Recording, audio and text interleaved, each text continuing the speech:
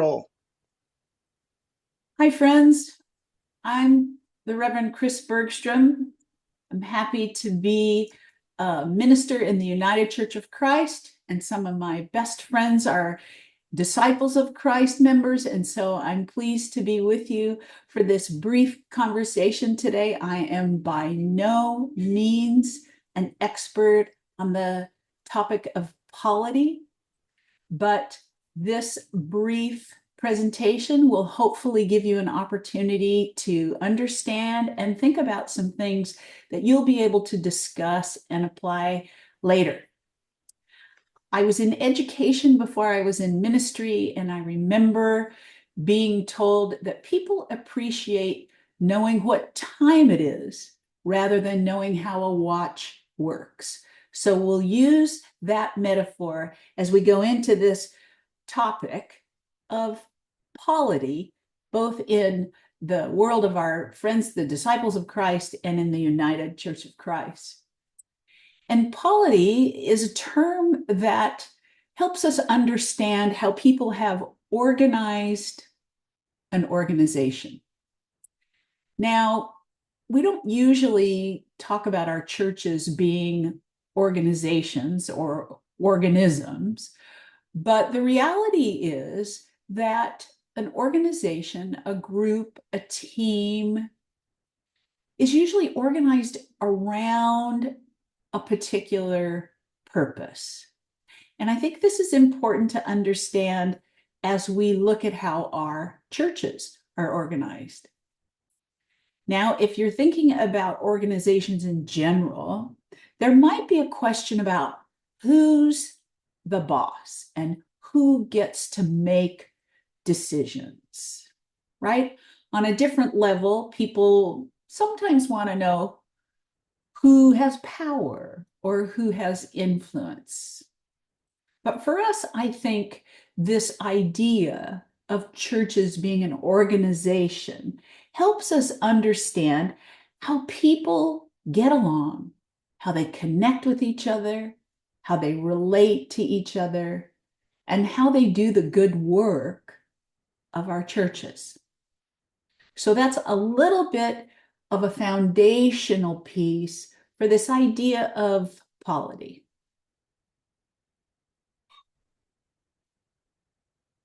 In order to understand something, I think it helps to compare it to something that you might also have experience with or understand. And so my hunch is, as you see these boxes coming on the presentation, you'll see that all of these are related to schools. And I used to be in education, and my hunch is many of you have had some recent experience going to school. And if it were in a public school setting, you would know that at the top of the organization is somebody at the state level who is in charge of making decisions about schools. And that's usually the superintendent, the state superintendent, or a school board. And below that then is a regional or an area person who is also a superintendent with a board. And then there's a cluster of schools called a district. And then finally, of course, you have your individual school. And most likely at your school, you had a principal who made sure all the rules were followed and all the standards were in place. And as a student, you went from classroom to classroom. And of course, and let you know what they expected. So if you've been in a public school at any time in your life, you realize that there are people stacked and layered who go up this chain, or starting at the top, make decisions that cascade down that affect you as the student, right? So what that means is you are the beneficiary of their good decisions, but it's probably rare that anybody at the state or the county or the district or the school level it's probably rare that they ever called you up and said, we'd like to know what you think about what we should teach, how we should teach it, how we should issue grades, what standards of behavior we have. So I share all of that, knowing that on some level, you have experience with that. And my hunch is that at one time or another, you have probably been sitting in a classroom thinking, this isn't working for me. And I wish somebody in one of these layers above me would consider input or participation from the rest of us who feel like we have little choice and little voice. So let's compare that then to our churches, Disciples of Christ, United Church of Christ, and think about how they are organized. Certainly, for this slide, you'll see on the top is something called General Synod or Synod, which is a national gathering of representatives from the states and the regions who represent churches like yours and like mine. And they go to this gathering. They actually all get together in this same place to talk about the important ideas, to make big decisions with everybody's input. And if you and I aren't there, at least we know somebody is representing us.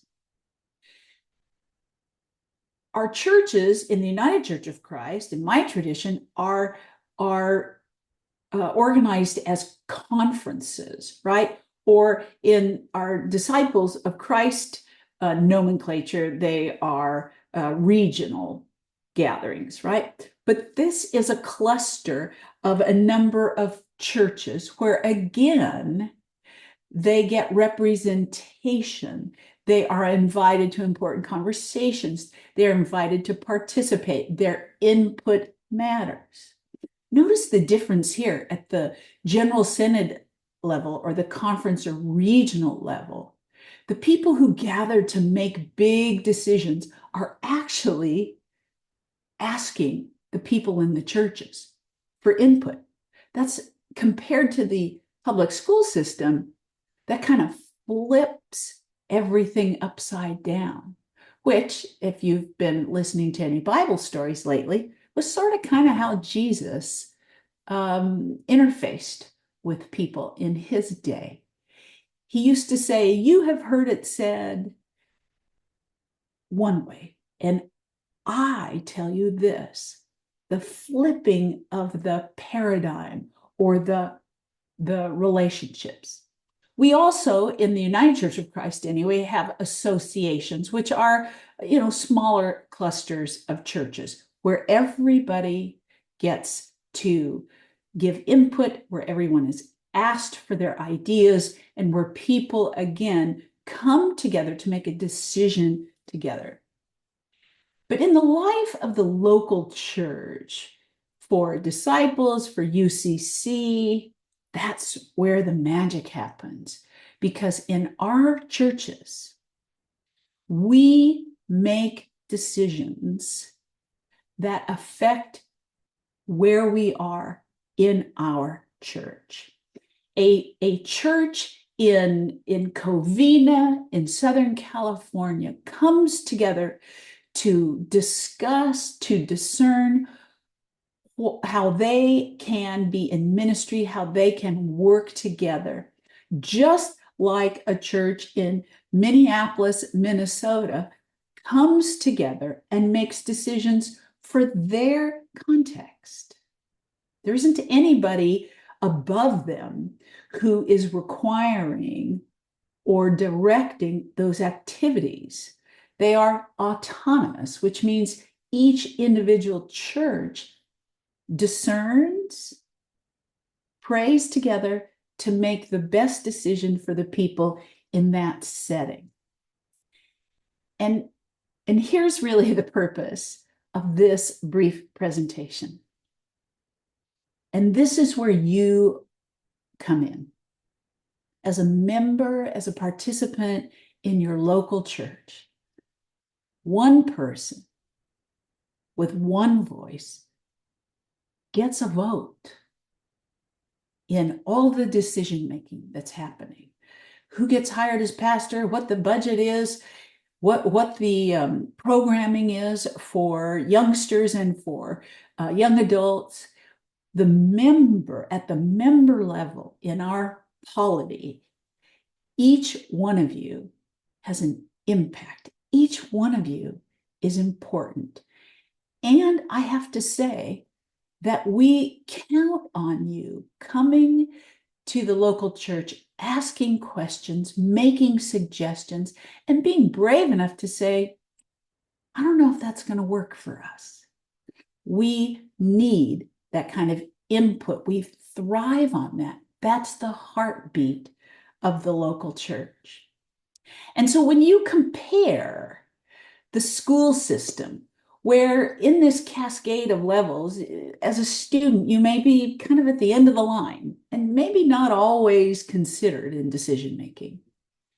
In our church polity, you are at the center where your experience, your questions, your participation, your vote makes us better. In one setting, it's top down. In another setting, all of the life, all of the energy bubbles up from the member level, from the church level. So you might remember that polity is a way we organize ourselves and a way we structure ourselves.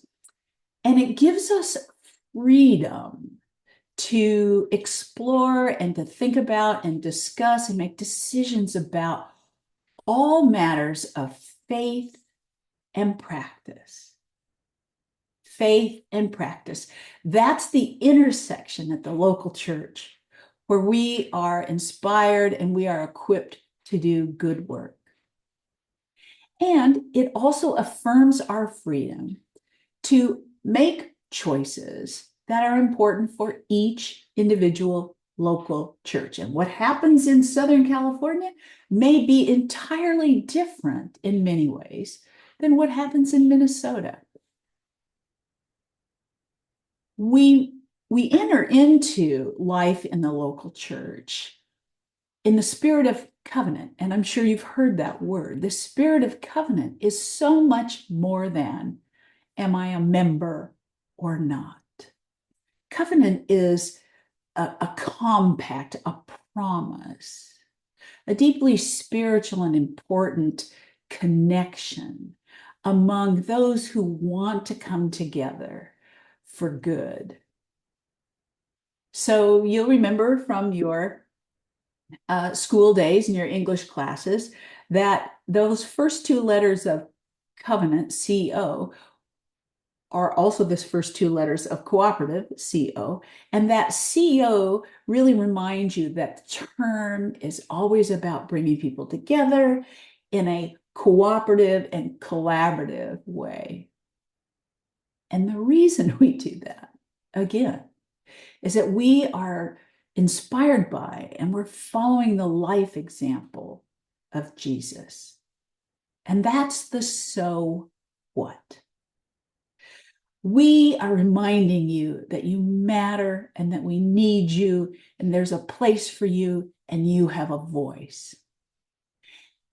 And we are also reminding each other that we behave this way, we organize this way, because this was how Jesus walked among the first century folks and how he was able to engage and cooperate and collaborate with others, and how he inspired with his life example.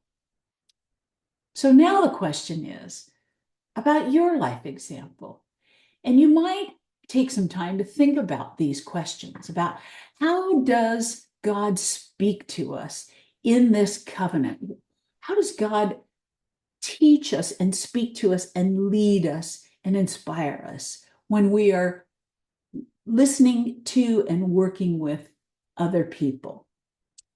And And that would beg the question, how can we best prepare ourselves when we want to listen and understand and work with others? Because that's the design. Just like the High School Musical, we're all in this together.